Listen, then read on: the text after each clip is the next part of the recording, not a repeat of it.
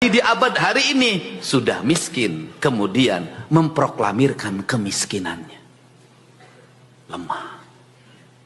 Harusnya apa? Sembunyikan kemiskinannya. Anda kerja keras. Kenapa? Apa yang hilang dalam tradisi pendidikan kita hari ini? Pinter-pinter kalau otaknya, tapi lemah fisiknya, lemah mentalnya, kerja kerasnya lemah. Kerja keras. Kita ngomong guru.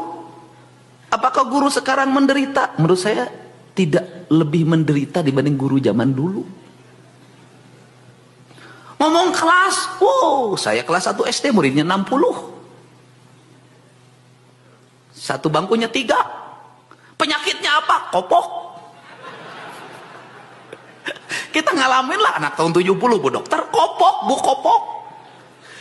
Di kelas saya dari 60 murid, 10 yang kopok. Bayangin loh, guru zaman itu loh.